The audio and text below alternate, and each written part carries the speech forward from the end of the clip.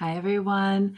I'm Katherine Sanders from Sanders Consulting, and today I wanted to talk a little bit about practice. So I've been thinking a lot about a talk that an old-time friend, long-time friend of mine gave last week. His name is Professor Pat Farrell from Lehigh University.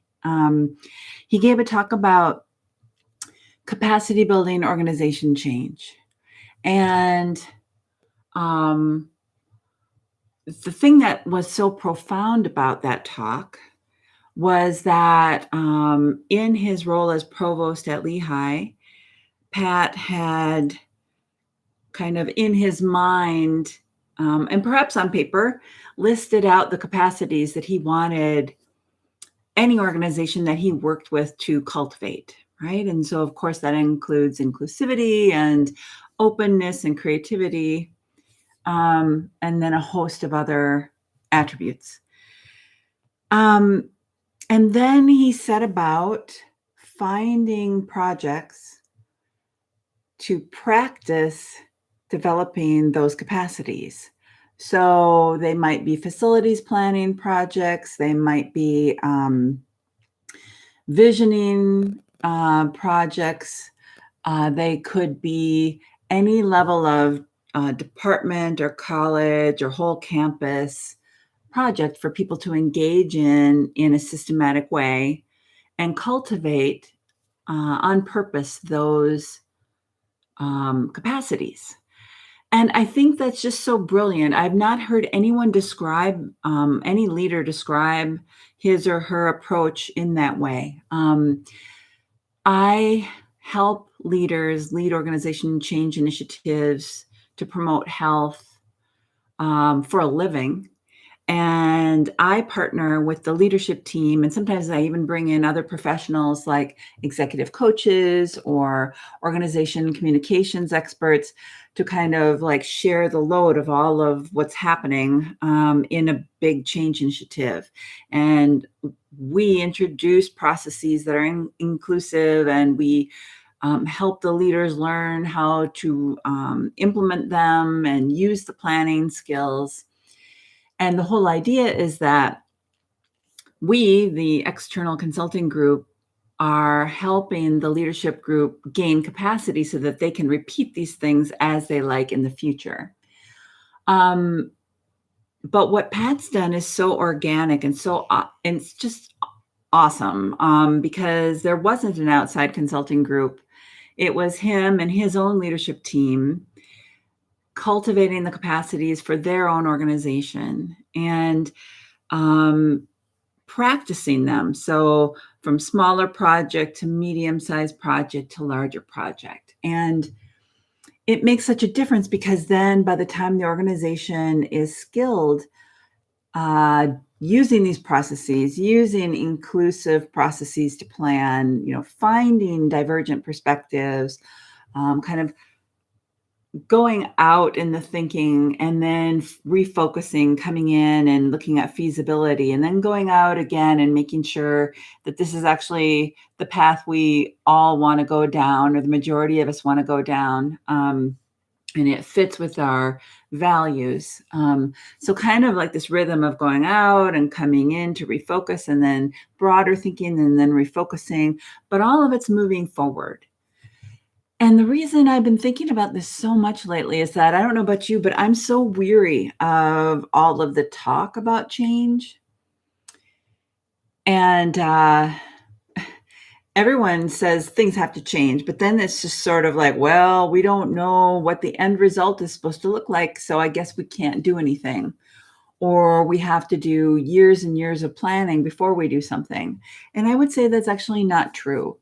You can start small and build capacities for larger scale change. And you can list out the capacities that you want to seed and nurture in your own organization. And you can pilot something with a group or a subculture in your organization who's ready, right? So we look for the people who are ready. they're ready and willing to engage. They have the capacity to engage. Your organization might need to give them more time to engage, but you're not trying to convince people that change is necessary. These are people who know something needs to shift. And then what we do is we start small, learning together some of these inclusive processes, and inclusivity doesn't just mean more people get a seat at the table, which is it does mean in part more people get a seat at the table. But what we want to think about when we're doing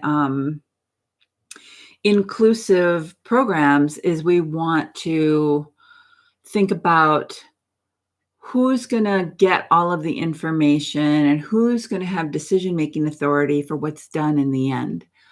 Real inclusivity is about sharing information, right, to the people doing the work or who are affected by the decisions that are going to be made, and letting those people, engaging those people in a coherent decision-making process.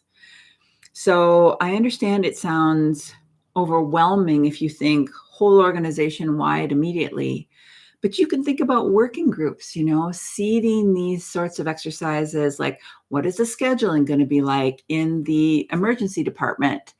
And what do we know about that already in our group of the people doing the work? And then the people who are responsible for the scheduling, they come and participate with the people doing the work. And there's some sort of local autonomy then the way that group does it in an emergency department in an urban hospital might be different than the way an emergency department does it in a rural hospital, right? It might be part of the same healthcare system, but those processes might be very similar, but the decisions at the end, what the final schedules look like, might be very different. And we would like them to be, because we would like the people doing the work to have control over the work itself as much as possible. And we would like the people doing the work to practice engaging in solving problems together. We would like the people doing the work to grow their capacities for change, to grow their familiarity with change processes, so that the next time we have a change, that it's not so stressful and we all know how to engage, right? It's not that everything is the same. Changes can be different. Some are regulations that come from the outside, and we don't really have a choice in whether or not to adopt it because it's just required. But the processes we go to see how to adopt it or how to adapt to those changes might be very similar. And the more often we do them, the more we practice, the better we get at it.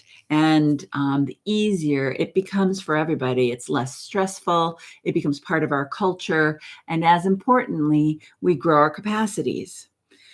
So I'm still thinking about Professor Farrell's talk. I'll put a link to it in the description of this little nugget, and it'll be available through June 2021 for other people to view. But even if you come to this video after that talk is no longer visible, I'd like you just to think about the capacities for your organization. What capacities are you trying to build?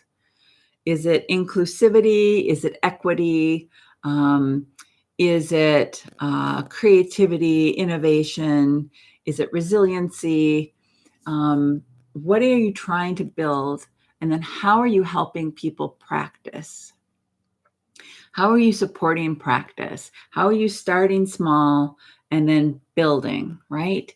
And I would say it's better to start than to just keep talking about it, because the talk and without the action actually erodes trust. So people get excited when they hear, oh, we're going to be changing something and it's going to help me do my job, or my working life's going to get better.